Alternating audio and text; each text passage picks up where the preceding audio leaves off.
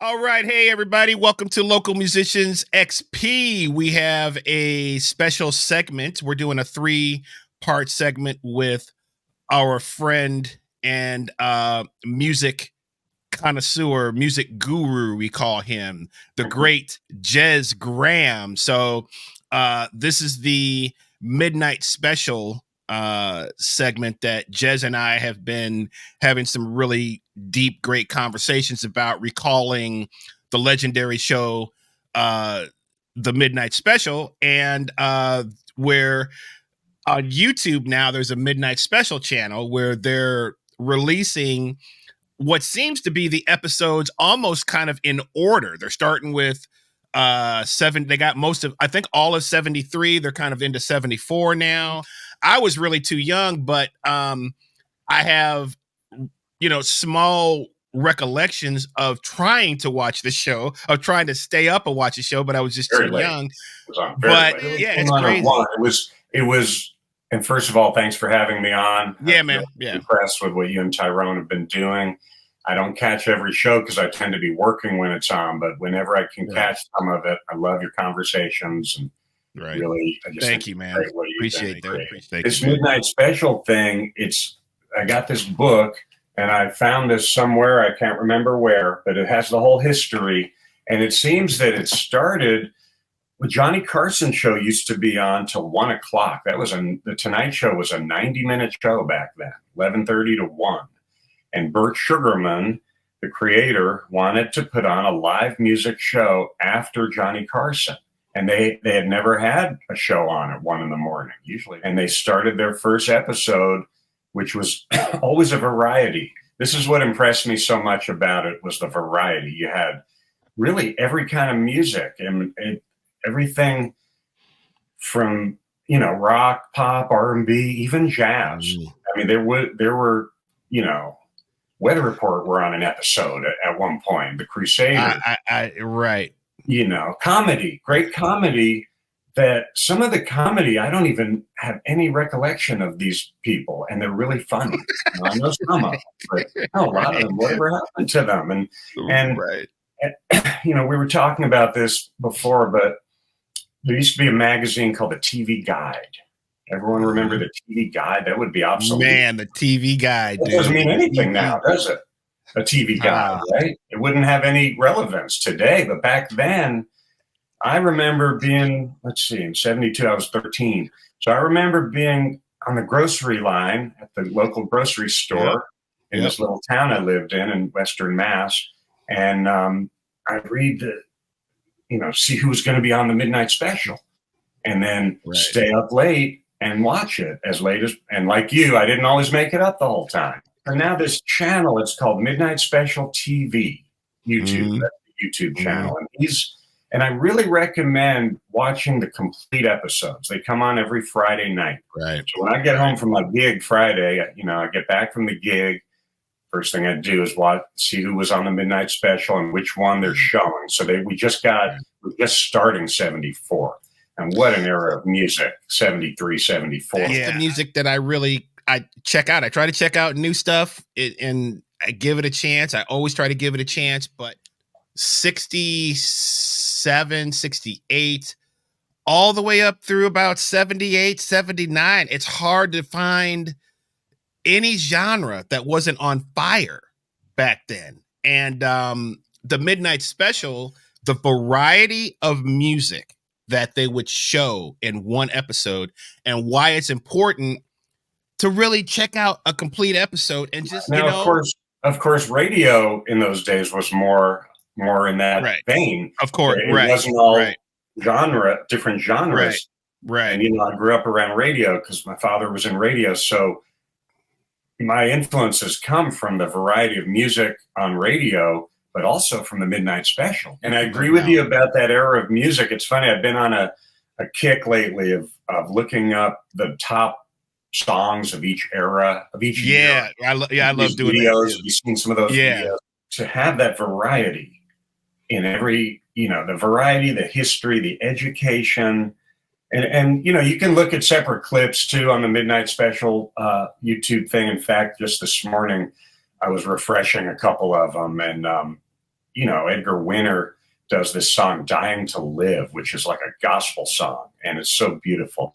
I really would love to hear you guys do that one day with Mike Veal and Tom. They would just play that song episode, and the hosts too. It's fun seeing the, like we were talking about the one Sly hosted, and Sly's introducing Frankie Valli and the Four Seasons, just the Everly Brothers, the variety of music. It's just insane.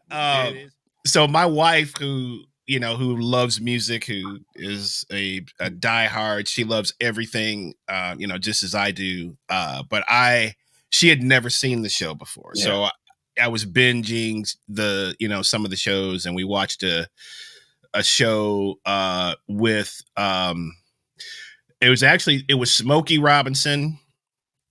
I think it was the first one that Smokey hosted, because he hosted a couple of different ones. He had just separated from the Miracles, okay, but the Miracles were on the show. The Miracles were man, which is so cool. Yeah. So he's like, trying to get these guys out there in terms of doing their own thing.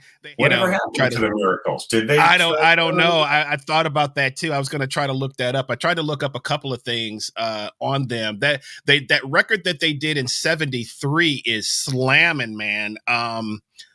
It's Leon Ware who wrote a lot of the stuff for Marvin Gaye, but the Miracles, going back to the Miracles, Leon has credit on some of those songs on the solo Miracles record. But that episode, my wife had never seen the show, so it was like them. Bonnie Bramlett was on, and she had never seen Bonnie Bramlett. My sister was a huge Bonnie Bramlett fan, and it was the Cats and Little Feet that were backing up Bonnie Bramlett. That makes sense. And just hang with them sometimes, yeah. And just funky. So it was Richie Hayward from recently, that group, one of my heroes, and but a young Richie Hayward, but it was just like, man, the musicianship was at such a high level. The 73, let's talk about a little bit about some of the 73 episodes that are on, and some of your favorite moments from some of those episodes that you've seen. Like I say, you could pick anyone. A quick Bonnie Bramlett story. I'm going to divert for a second. I was playing a gig in Macon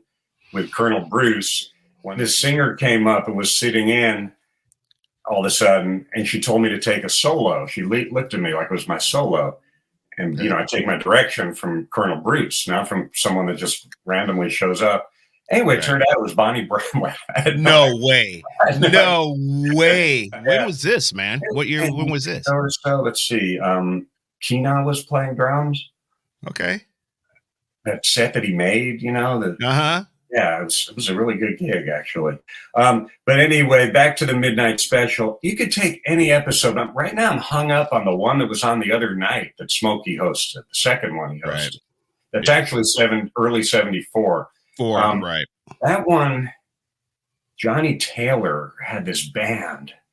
It's like, who are these people? The musicians are so strong. He mentioned Little Feat. I actually looked at a Little Feat episode. They hosted. That was later. They actually hosted an episode, really? And Weather Report were one of the guests. Man, how hip is that, bro? It was with Jocko, so it was later on.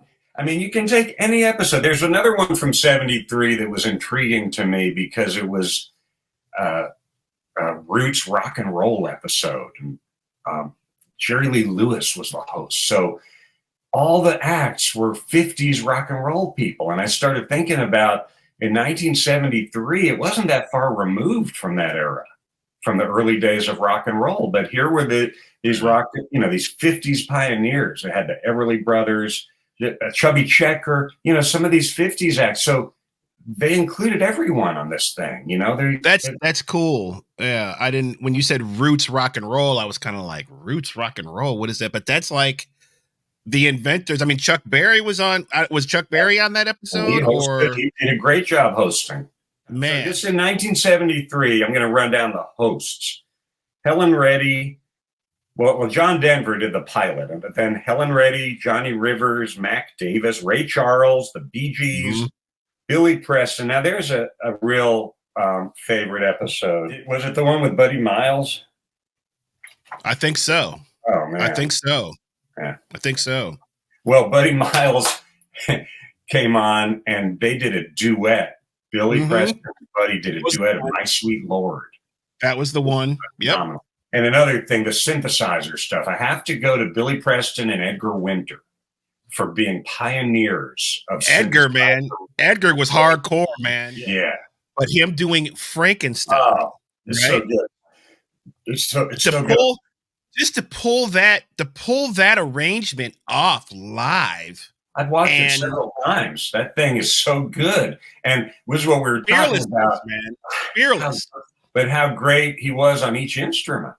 He's making some amazing sounds and doing, very theatrical, kind of like what Herbie did a couple of years later when he got, during Headhunters, and he did this whole wizard kind of thing. And Edgar was doing that, and it's musical. I don't know, because Rick Derringer, he was on another episode with Edgar, but he wasn't in that particular band. He might have done Rock and Roll Hippie Doo, maybe, because he was. Well, he was, and he was featured on another episode a little bit later on. Talented guy, man. I'm going to recommend an album of Rick Derringer's. Man, and as a good producer too. Good producer. Okay. An album I want you to check out. It's from 1978 or 9 by Rick Derringer. It's called Guitars and Women. Okay. And it's produced by Todd Rundgren. And some of Utopia probably play on it. It's a really good album. And Rick Derringer wrote some fine songs. Dude, he was What about when Steely Dan were on Midnight Special? I was just gonna say, so I saw the one we think of, right? I think the first episode that I saw on YouTube was they opened the show, I think, with Reeling in the Years. And they had the two female background singers. Did they have two drummers? Was Porcaro on there? No, it was before Jeff. I didn't know who the drummer was, but it was two background singers. Becker was on bass. Skunk Baxter was on guitar. And then I'm not sure who that drummer was. I think it's Jim Hodder, who was the original member of the band, actually. Oh, maybe so. Okay. I'm not positive because believe it or not, I'm just learning about Steely Dan. That's crazy, but I'm really getting into them. Yeah, I didn't come up on them. My son Bill loved them in high school, so I listened to them when he was. But lately, when you guys hit Asia the other night at Tin Roof, I keep coming back to that. But man, we walked in and you guys just hit into and Tom's solo on there. He just made it his own. That's a moment. That's one of the grand moments in musical history is Asia. But but one of the grand moments in Atlanta history is Mindy and I walking into Tin Roof when you were playing Asia the other night, and just hearing this incredible band taking this masterpiece. But I appreciate it, man. And when you did the solo, you brought yourself into it, just like Tom does. Stuff like back in '73, where Edgar Winter is just doing the patch bass stuff and doing there's a whole sort of this freedom to experiment, right? Like if you watch those episodes, that's what's so cool is everybody kind of has their own thing. What's the group where it was like rock fusion and then the dude was yodeling over the top? That's Focus. That's Focus. It goes, yeah, that song Hocus Pocus, yeah.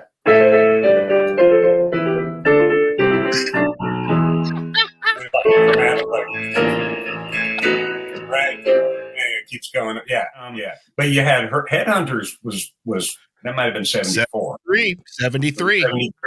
73. Yep.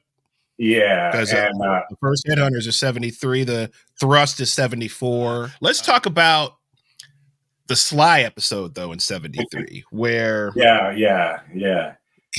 burned the stage down, man, with Little Sister Sly and Family Stone, isn't it? You tell us about the difference in that version of the band, because that's when Andy Newmark joined the band, which is the drummer that's on Fresh, and Rusty Allen, who was the new bass player who took over for Larry Graham. Yeah. So there was a different sound from Greg and Gregorico and Larry. That's a completely different, it's almost more pop in a way. The songs and how he was writing and experimenting with different things, and the level of funk, though, it was going to to me a different level. And I love Larry, but Rusty's on there. He talks about he learned a lot of bass from Sly, and how, because Sly had a certain vibe on the bass, man, that they said was nasty, and played on a lot of those on those recordings. That's really Sly. It's not Rusty, but on the bass. Yeah. I know he's a good guitar player. I mean, listen to his guitar playing on that Midnight Special. When Sly plays guitar, it's funky. Got a whole. It's like, you know, again, it's almost like popping the bass with the guitar, though. So what are your what are some of your other favorite performances from '73 from that era? I thought of one because we were alluding to that they have jazz on there sometimes. I mean, there's an episode. Excuse me, Henry Mancini. I can't recall now. I think he was the host, but I could be wrong. But he was definitely on the show, and he's playing the Rhodes. Okay, he's playing his original jazz music, and Doc Severinsen sits in with him. And way. Yes, and they play really good original jazz. And then there's this group, and I can't recall the name of the group right now, except to say that it was Henry Mancini's son's band. So obviously that had something to do with them being on that show. And it was a good band. But what struck me in that one was the female singer in that group looked so familiar. And I looked it up, and it was Jan Smithers, who's an actress that was on WKRP in Cincinnati. Remember Bailey Quarters? That was wow. Later. She was a singer before that who sang with Henry Mancini's son. It was like a folk jazz rock kind of group. I'll have to look up the name, but I enjoyed that. And I just thought, well, how cool that Henry Mancini is on here playing this jazz that no one's ever really heard. It was some original music he was working on at the time. You know? Yeah. And the comedy that comes on too. You know, you have Martin Mull, of course, George Carlin, people that we are familiar with. Going back to this Billy Preston thing, he seems to be on quite a bit in that era. And, you know, he had a hit single, he had a hit instrumental single, which how many of those really are there? Billy Preston had a song called Out of Space. Yeah. It was a hit single. And it's like a synth showcase. And it's I think he was using ARPs, I'm pretty sure, like Edgar, but I'm not positive of that. But it's like lead synthesizer, you know, with the pitch bend, the whole deal. And it's great. Just like Edgar. To me, Edgar's pitch bend thing, I swear, I feel that Herbie and Chick and those guys had to be listening to him because no doubt the pitch bend concept. No doubt, man. No doubt. And Herbie checking it out. And Herbie didn't play synth like previous to Headhunters. And we've talked about this. I was telling you and Tyrone about one of my favorite albums is called Crossings. Yeah. By Herbie. And that was the group before Headhunters. That was the sextet. And he had on Crossings and Sextant, these were the albums right before Headhunters. He had a synthesizer player named Dr. Patrick Gleason. He did synth programming, but he actually played the synth. You can hear him on the Apocalypse Now soundtrack. He does a lot of the synth on there, along with Don Preston, actually. Anyhow, and then Herbie all of a sudden was playing synths, and he learned how to do it. And that's when you saw him surrounded by the synths on Headhunters. Back to the Herbie, though, and the synth, like not the first time. So the first time in the Headhunters, that's when all of the synth stuff. And he was surrounded by them. He had the ARP string ensemble, the ARP, probably an Odyssey, maybe a 2600 too. On the, you know, the Rhodes would house other keyboards, right? Usually the clav would go on there. Right. The whole thing, the whole lineup. Yeah. And Herbie, and all of a sudden, Herbie had his voice on the synthesizer. And it was, back then, you knew, if you listen to George Duke play Mini Moog, you knew it was him. If you heard Chick go, woo, you knew it was him.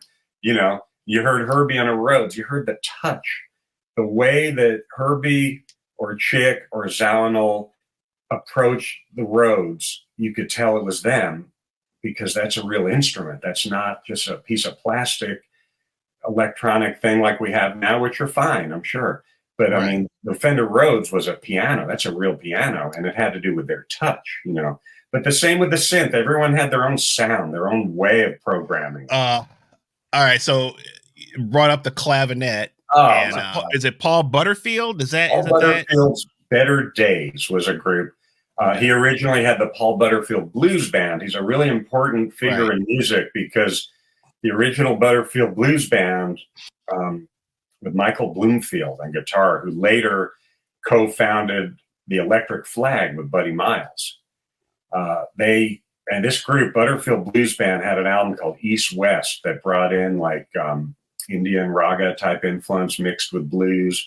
And at one point, I don't know if he's on that album, but Buzzy Featon played guitar. Maybe he took Michael Bloomfield's place, so that might have been later. Who, of course, played that great solo on Stevie Wonder's Superwoman. And I love his solo on the Rascals' Jungle Walk.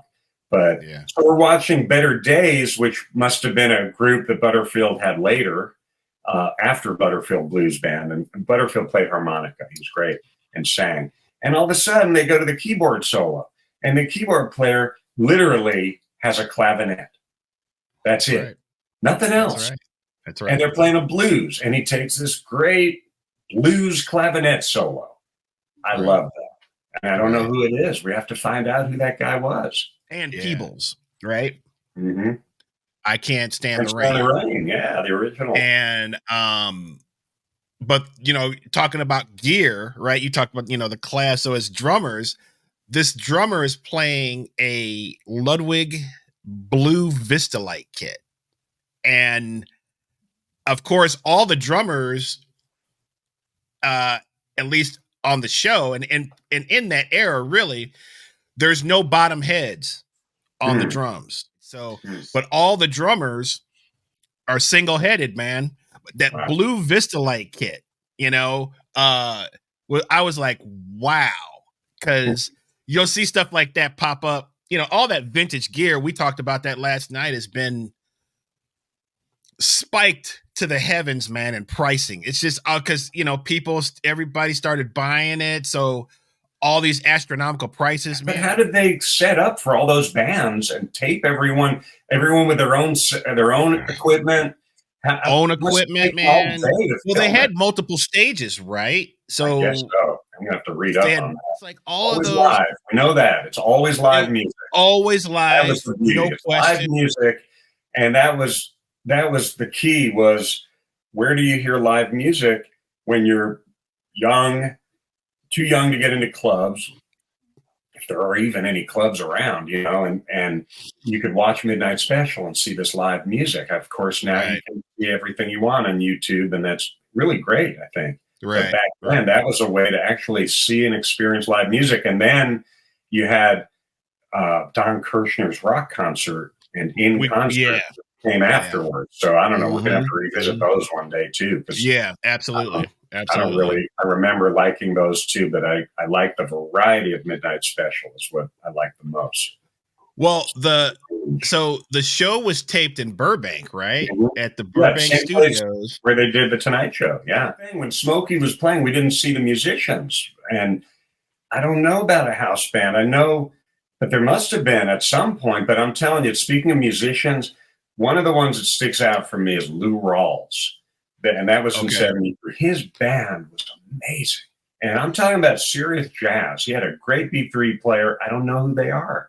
And Lou Rawls was a serious cat, man. I mean, he did some serious jazz stuff on Midnight Special. His band I haven't seen that one. Like that one. They got that organ player. Man, I want to find out who that guy is. We got to dig on that one, because is it like Union Cats? Is it like who's getting the calls for? And there's somebody out there. We're going to put it out there. Does anyone know? Someone let us know about the house band, and also who these musicians are that played with Lou Rawls, Al Green. You recognize some with Al Green. You said the Al Green ones I recognize. It was Curtis when they keep showing ones with Curtis. Right. I mean, right at the time of Superfly. Yeah. So you know, Wolfman Jack. Yeah, he deserves an honorable mention. People. Of course, he had a little.